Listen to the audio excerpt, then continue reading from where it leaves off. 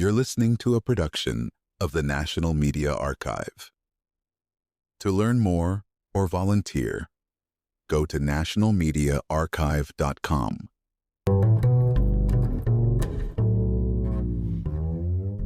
Let's roll back to 1948 picture, a 20-year-old Charles Lazarus selling children's furniture in the corner of his dad's bicycle shop in Washington, D.C.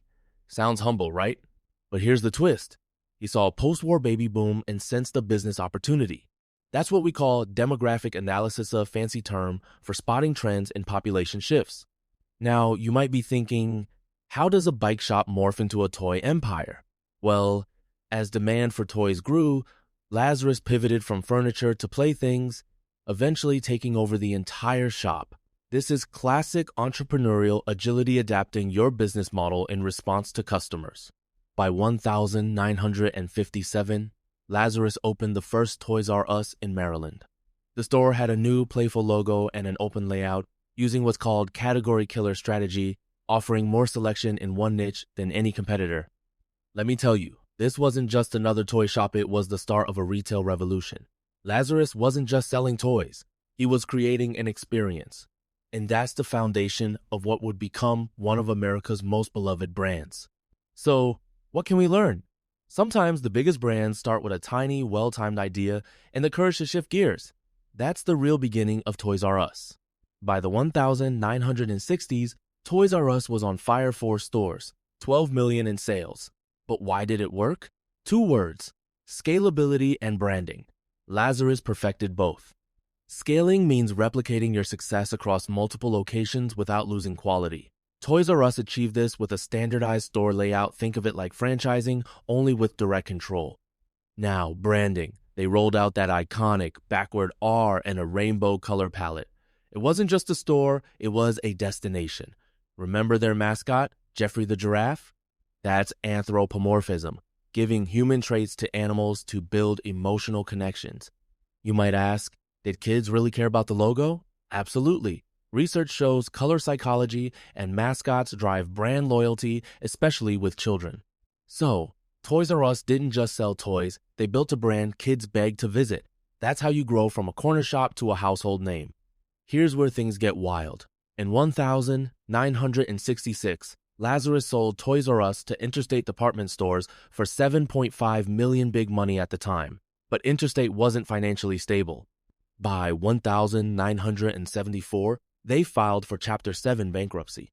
That's total liquidation, not just a fresh start. Now, why would Lazarus return to the helm? Because he saw a chance to rescue his creation. He rebranded everything under Toys R Us, essentially pulling off a business turnaround, a dramatic rescue operation in corporate terms. You might be wondering, isn't bankruptcy a death sentence? Not always. Think of it as pressing reset on a video game after a bad level. With decisive leadership, a company can come back stronger. This episode shows us 2 things, the risks of acquisition and the power of founder-led recoveries.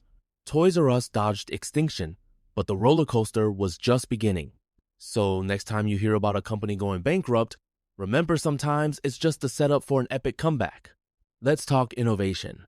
In the 1980s, Toys R Us wasn't just opening stores, they were changing how retail worked. They rolled out electronic inventory systems, a form of point-of-sale technology that let them track stock in real time. Why does real-time inventory matter? Imagine running a birthday party, but you don't know how many slices of cake you have left. That's chaos. Now, scale that to 100 stores, that's why tech was crucial. They also introduced the vertical rainbow tiles distinctive store design that's called environmental branding. It made every visit memorable, reinforcing identity. You might ask, did these changes really work? Absolutely. By 1981, annual sales hit $750 million. That's the power of combining technology with experience. So whether you're selling toys or tacos, integrating fresh tech and creative design can make your business stand out and scale up. Expansion brings opportunity and risk. In 1983, Toys R Us launched Kids R Us, a chain dedicated to children's clothing. This is what we call diversification, or spreading your business into new markets to reduce reliance on one product. But here's the catch. Not all experiments work. Kids R Us struggled with supply chain management, getting the right clothes to the right stores at the right time. Think of it like trying to juggle too many balls at once. Now, Babies R Us was a different story. Launched in 1997, it tapped into a booming baby market, using what's called market segmentation targeting specific customer needs. You might ask, why did one succeed and the other flop? It's all about fit. The toy-buying customer overlapped more with new parents than with fashion-focused families. So, the takeaway: diversify smartly. Know your audience before you leap into a new market. By the late 1980s, Toys R Us was eyeing the globe, Canada, Singapore, Israel, Scandinavia, and the UK. This is internationalization, the process of taking your business model abroad. But international growth isn't just about planting a flag. It's about market adaptation, tweaking products and stores to fit local cultures. For example, toy preferences and shopping habits differ wildly across countries. Now, you might be thinking, isn't bigger always better? Not exactly.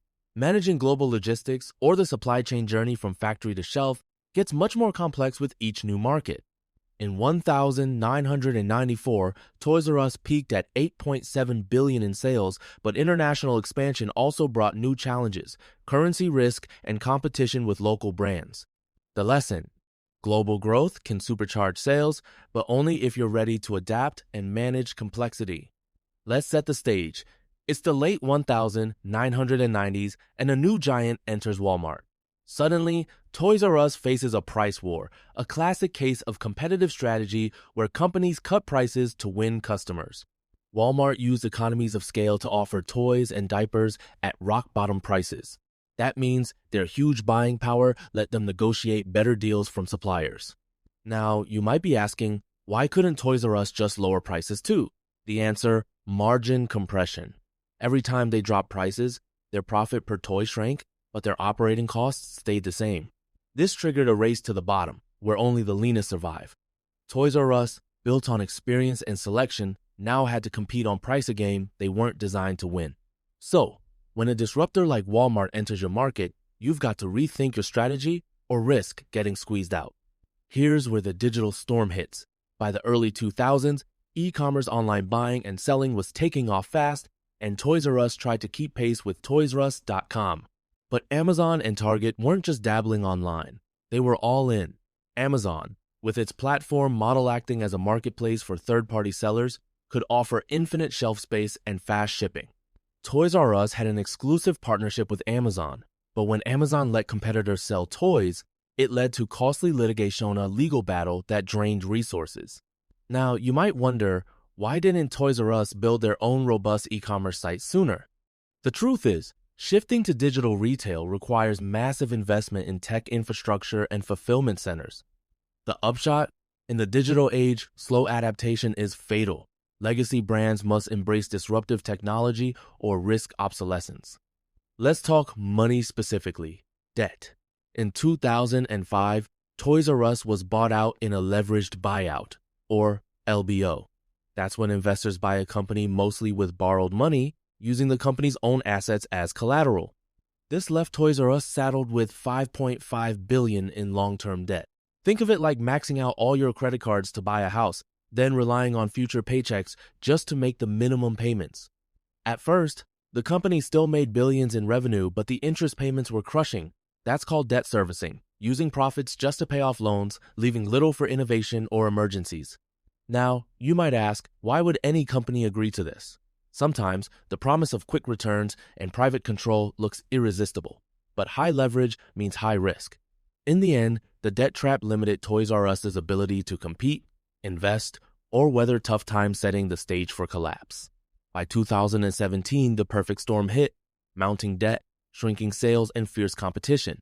Toys R Us filed for Chapter 11 bankruptcy in an attempt to restructure rather than liquidate. But here's the conflict. Filing just before the holiday season shattered consumer confidence. Suppliers, worried about payment, pulled back. Competitors slashed prices, squeezing Toys R Us even harder. The company tried to stay afloat, hiring restructuring experts and closing unprofitable stores. But negative cash flow where more money goes out than in made survival impossible. Let me paint a picture. By March 2018, Toys R Us announced the closure of 800 stores, laying off 33 employees. That's widespread economic impact, or what economists call negative externality. So the resolution? Sometimes even icons fall, but their legacy innovative retail, unforgettable childhoods remains part of our collective memory. What's left after the fall? Across the U.S., abandoned Toys R Us stores dot the landscape empty shells with faded rainbows and silent aisles. This is urban blight, where vacant buildings drag down local economies. But the story isn't just about loss. For millions, Toys R Us was a rite of passage, a place of wonder and imagination. Nostalgia, or sentimental longing for the past, keeps the brand alive in our hearts. Now you're probably thinking, is this really the end? Not quite. International branches like those in Canada found new owners and continue to thrive, proving that a brand can outlive its original company. So what can we take away? Debt can kill even the most beloved brands, but strong branding and emotional connection can leave an enduring legacy. Thanks for joining me on this journey through the rise and fall of Toys R Us. Next time you see an empty storefront, remember, every building has a story and every brand a lesson.